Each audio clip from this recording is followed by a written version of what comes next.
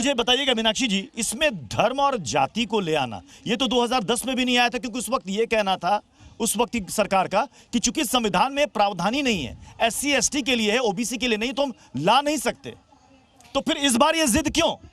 देखिए, हम आम आदमी पार्टी हमेशा से महिला आरक्षण बिल के समर्थन में रही है, और हम तो कहते हैं कि ये 2023 में पास हुआ था, तो 2023 में ही लागू क्यों नहीं कर दिया गया?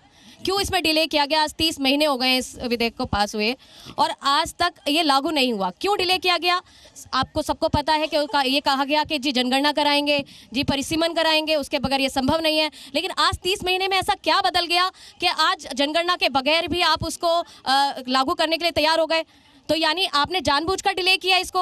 और हम तो कहते हैं, आप जाति धर्म क्या, मैं कहती हूँ 50% आबादी है महिलाओं की, और मैं और मेरी पार्टी दोनों ये इस चीज का समर्थन करते हैं कि कम से कम 50% रिजर्वेशन देना चाहिए महिलाओं को, क्योंकि आधी आबादी महिलाओं की है। तो कम से कम आधे अधिकार तो उनके होने चाहिए। धर्म के आधार पर आरक्षण दिया जाना चाहिए। प्रत्युष जी, मेरी बात कंप्लीट करने दीजिए।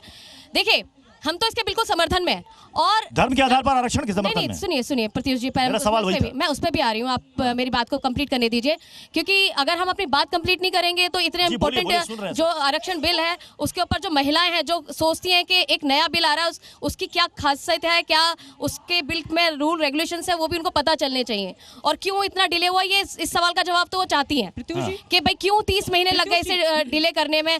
हम तो कहते हैं कि जब 543 सीट्स हैं, आप उसी पे उसको लागू कर दीजिए। आपका पॉइंट समझ में आ गया। आप 543 पे उसको लागू कर दीजिए, 50% महिलाओं को लागू कर दीजिए। और मैं ये कहती हूं कि आप बताइए कि सुनिए, देखिए उनके अधिकार की अगर मैं बात करूं तो 2000 ये कह रहे हैं कि 2011 की जनगणना पर इसको हम लागू करेंगे। आप बताइए, कहीं ना कहीं उन महिलाओं के अधिकारों का हनन होगा, क्योंकि आज 2011 के बाद कम से कम 25 करोड़ से ऊपर की आबादी बढ़ चुकी है, और आज अगर उस जनगणना के आधार पर ये उसको लागू करते हैं तो कहीं ना कहीं महिलाओं के अधिकार का हनन होगा। मुस्लिम महिलाओं के लिए अलग से कोटा यानी कि रिजर्वेशन की मांग उठी है। आपको लगता है कि ये मांग सही है या फिर चुनावी लाभ के लिए, और क्या संविधान इसकी इजाजत देता है? देखो प्रत्युष, मैं है ना इसमें 4 पॉइंट्स आपके सामने रखना चाहती हूँ। एक तो कि 2023 में जब ये बिल पास हुआ, ठीक है, ये रिजर्वेशन के लिए बात हो रही थी या जो भी चीज की, मैंने मुस्लिम कोटा वाला सवाल किया है। मैं सारा सवाल पॉइंट्स रखना चाह रही हूँ, वो पॉइंट्स आप सुन लीजिए।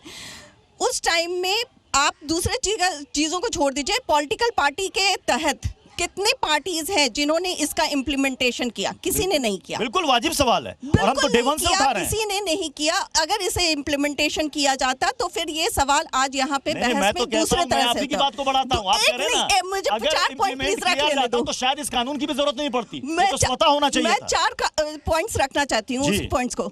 दूसरा बात, सबसे मेन इंपॉर्टेंट चीज कि जब यहाँ पे जनगणना का अनाउंसमेंट हो चुका है, जनगणना होने पे ये वाजिब हो जाएगा कि 48% प्लस हम लोग हैं।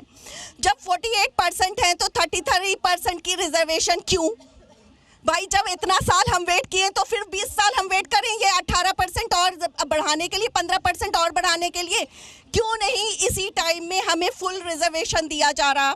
तीसरा इंपॉर्टेंट पॉइंट कि जब रिजर्वेशन की बात हो रही है, आप एक बहुत बड़ा एग्जांपल देख लीजिए, बिहार में रिजर्वेशन के नाम पे वहाँ पे बैठाया गया पंचायत राज में, क्या हुआ? जिस कोटे पे वुमेन सीट आई, वहाँ पे उन्होंने अपने हस्बैंड ने अपनी वाइफ को खड़ा कर दिया। तो क्या ये रिजर्वेशन है? क्या यही रिजर्वेशन के लिए वुमेन्स वेट कर रही है? तो लेकिन अभी तक आपने मुस्लिम कोटे पर जवाब नहीं दिया। मैं सब पे आ रही हूं, धर्म के आधार पर कोटा। आप जो मेन इंपॉर्टेंट टॉपिक आप रेस कर रहे हैं कि धर्म के आधार पे, एक बात बताइए, रिजर्वेशन आपने कर दिया, ठीक है, इस रिजर्वेशन में आप सारे मुख्य लोगों को बैठा दीजिएगा, तो what about the OBC, ST and ST? फिर सवाल गोल कर गई। आप फिर सवाल गोल कर गई। मैं आपसे बिल्कुल साफ पूछ रहा हूँ, धर्म के आधार पर। सदन के अंदर हमने नहीं उठाया, सदन के अंदर समाजवादी पार्टी ने उठा दिया मसला। मैं आपसे पूछ रहा हूँ, मुस्लिम कोटा होना चाहिए? मुस्लिम कोटा होना चाहिए? बिल्कुल होना चाहिए। कैसे संभव है? क्या संविधान में प्रावधान है?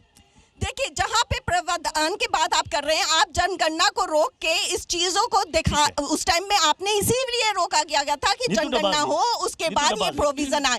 लेकिन जैसे ही बिहार के इलेक्शन का, बंगाल के इलेक्शन का टाइम आया और सारी अभी भी उस सवाल का उत्तर नहीं मिला, तो वहाँ पे ममता जी के